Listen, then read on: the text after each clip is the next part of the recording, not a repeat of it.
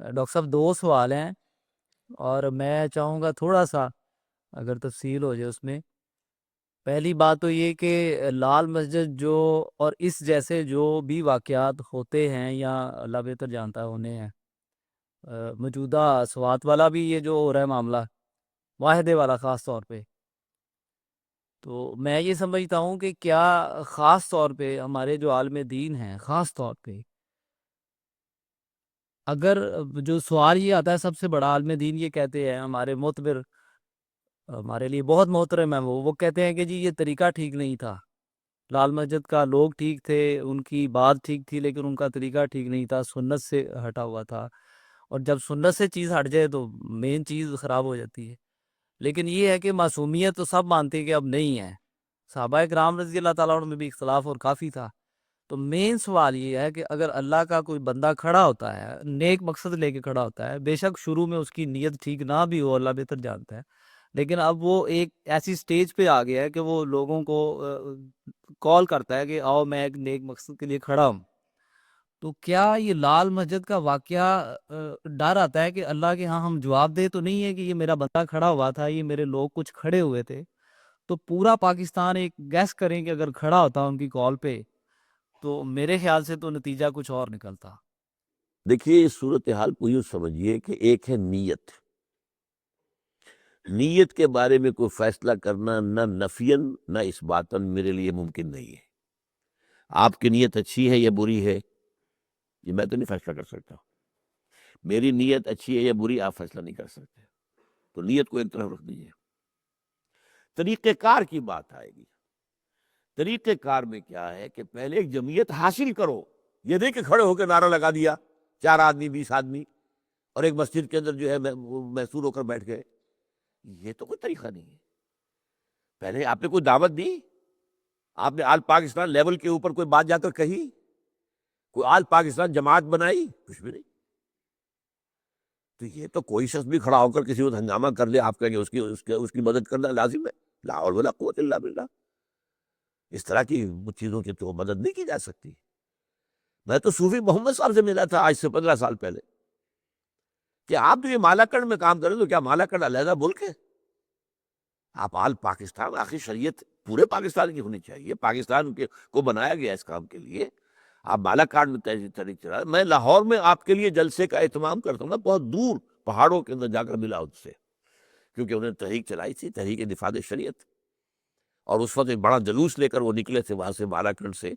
اور اٹک کے پل تک پہنچ گئے تھے، یہاں سے پھر سرکاری فورسز نے انہیں کسی طرح کیس سن کر آمادہ کیا، واپس چلے گئے۔ لیکن یہ کہ بڑا جلوس نکالا تھا، حیرت ہوئی تھی۔ میں نے سنا ہے کہ 80,000 آدمی کو لے کر آ گئے تھے، واللہ عالم۔ تو پھر میں گیا ان سے ملنے، بہت دور دراز میدان ایک جگہ ہے، یہ جو ہے دیر ریاست کے اندر بہت پہاڑوں کے اندر دور، میں جا کے ملا، نہایت مخلص آدمی، ان کا گھر ایک جھونپڑے کے مانند تھا۔ ہمیں جو ہمارا وفد گیا تھا 4-5 آدمی میرے ساتھ، ان کو بٹھانے کے لیے کوئی دری تک نہیں تھی اس اللہ کے بندے کے پاس، ہم زمین پر بیٹھے اکڑو۔ اس کے درویش یہ اس کا جو ہے وہ اس کا نتیجہ تھا یہ کہ لوگ اس کے کہنے پر چلے۔ لیکن میں نے کہا آپ لاہور میں آئیے، میں آپ کے لیے وہاں جلسے کا اہتمام کرتا ہوں، آپ آ کے تقریر کریں۔ تو تحریک کو آپ ملک گیر بنائیں، یونٹ ملک ہے، صوبہ بھی نہیں ہے، ملک ہے۔ بہرحال یہ جب تک کہ ایک تحریک نہیں اٹھتی اور دعوت کا حق ادا کیا جائے، کون سا دعوت کا حق ادا کیا انہوں نے؟ کون سی دعوت دی؟ کس بات کی دعوت دی؟ وہ تو سرکاری ملازم تھے، وہ تو وہاں پہ اوقاف کی تنخواہیں لے رہے تھے، کون سی دعوت انہوں نے دی تھی؟ تو اس حوالے سے اس چیز کو نہ بیان کیجیے۔ باقی جو کچھ بیان کیا جاتا ہے جو ایجنسیز ان کے پیچھے تھی، میں اب نہیں چاہتا کہ اس کے بارے میں کچھ کہوں، اللہ عالم،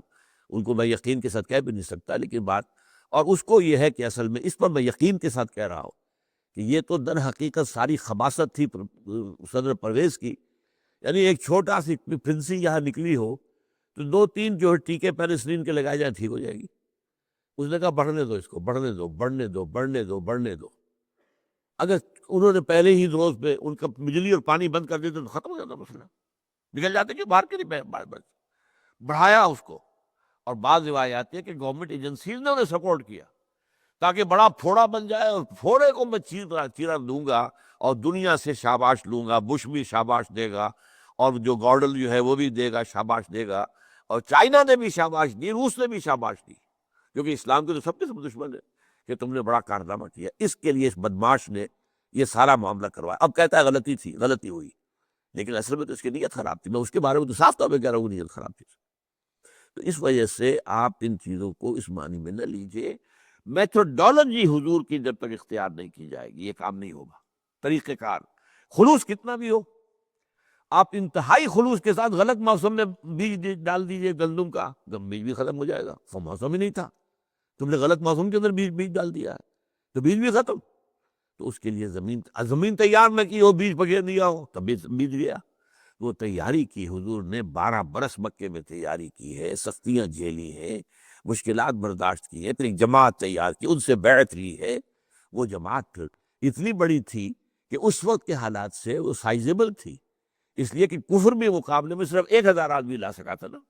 اور یہاں 313 تھے، 1 اور 3 کی نسبت تھی نا، 1 اور 3 لاکھ کی نسبت تو نہیں تھی۔